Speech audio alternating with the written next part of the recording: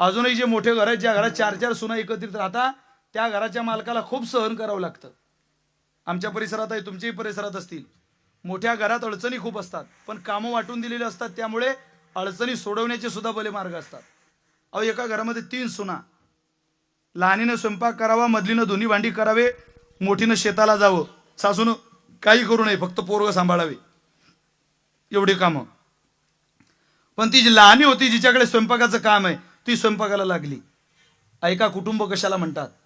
ती स्वयंपाकाला लागली आणि भाजी तिने शिजायला घातली. भाजी बनवायला लागलेली लहानी सून ज्या वेळेला भाजी बनवते, त्यावेळेला तिनं सगळं भाजीतलं मटेरियल घातलं, फक्त मीठ घालायचं बाकी होतं. भाजीत मीठ कधी घालता?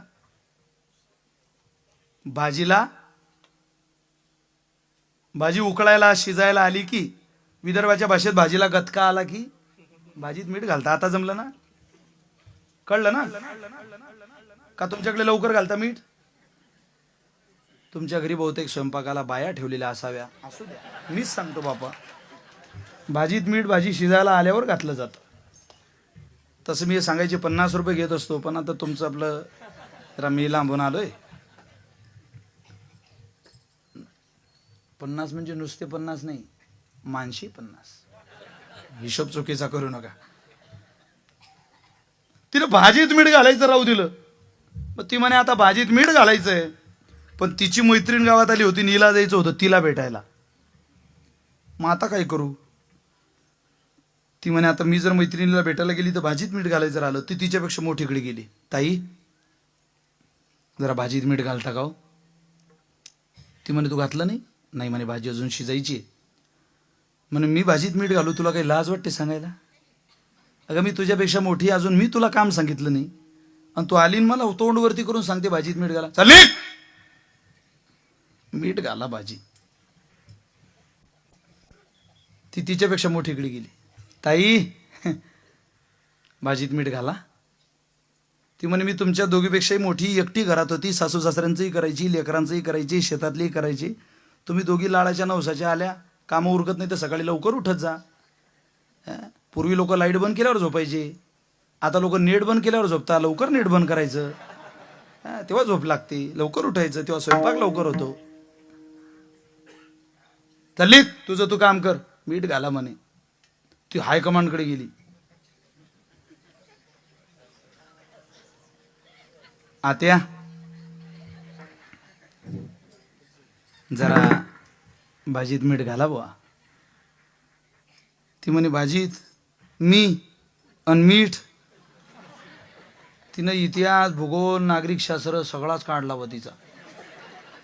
धो धो धो धो धुतली तिला. आता 15 मिनिट हे बोलली, ते म्हणे एवढं आता माझी भाजी शिजली. ती परत गेली आणि भाजीत तिनं मीठ घातलं, मैत्रिणीला भेटायला निघून गेली. ती मैत्रिणीकडे गेल्यावर त्या मधलीनं विचार केला, तुमचा आणि त्या बाईचा काही कॉन्टॅक्ट होता का आजी? तुम्ही लवकर हसल्या. त्या मधल्या बाईचा आणि तुमचा काहीतरी. ती मधली म्हणे,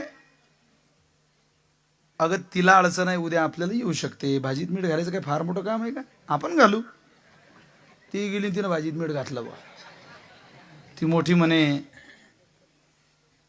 हे जर काम मला माझ्या लहान्या बहिणीने सांगितलं असतं तर मी ऐकलं नसतं का? मग तेव्हाच घालायला काय रोग आला होता का तुला?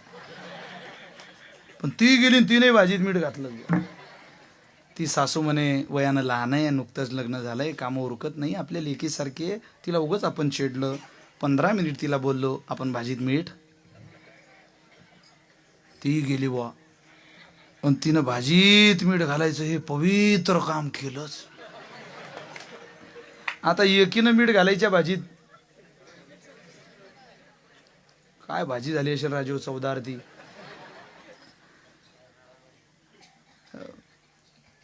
जेवायला घराचा मालक आला. मालक कोण? बोलावं डोंगरकडा. कोण मालक? सासरा. जेवायला बसला. बाई जेवण दे. ताट आलं पुढे. पहिला घास घेतला आणि समजलं भाजी खारट आहे. लक्षपूर्वक ऐका, भाजी खारट आहे कळता बरोबर. बेटा दही आहे आपल्या घरात? आहे ना म्हणे. बाबा मला वाटीभर दही आण बरं. वाटीभर दही आणलं. आणलेलं दही भाजीत घेतलं आणि सासरा जेवला बुवा. घरी तिन्ही पोरं जेवायला आले, तिन्ही पोरं जेवायला बसले, तिघांनाही वाढून सारखं दिलं. पहिला घास घेतला आणि समजलं भाजी खारट आहे म्हणले का. आई बाबा जेवले जेवले काय जेवले हेच, पण कधी त्याची भाजीत दही मागितलं नाही. आज मात्र दही घालून जेवले. मग आम्हालाही एक एक वाटी दही आण. तिघांनी एक एक वाटी दही आणलं, भाजीत घातलं, सगळे जेवले. आता जेवायला बसल्या माधुरी, कल्पना, ऐश्वर्या, जया बच्चन. मग त्यांनी भाजीची चव घेतली आणि लक्षात आलं बाबा भाजी खारट झाली रे म्हणे. बापा ती तिच्याकडे पाहते, ती तिच्याकडे पाहते. तूही घातलं होतं वाटतं. ती सासू म्हणे मी घातलं होतं थोडं, तू तर सगळ्यात जास्त मीठ घातलं त्यात. माझा दृष्टांत संपलाय. भाव ऐकाने पुढे चला. डोंगरकडेकर, आपल्या घरात जर अशी भाजी झाली असती तर भांडण झालं असतं की नाही आपल्या घरात? खरं सांगा. पण इतकी खारट भाजी होऊ नये, त्या घरातली 4 माणसं जीवन तृप्त आहे, पण घरात कोणीच बाईला दुखवलं नाही, भांडण झालं नाही. त्या घरात भांडण झालं नाही याचं कारण काय असेल? त्याचं एकमेव कारण आहे, त्या घराचा मालक भाजीत दही घालून जेवतो एवढंच.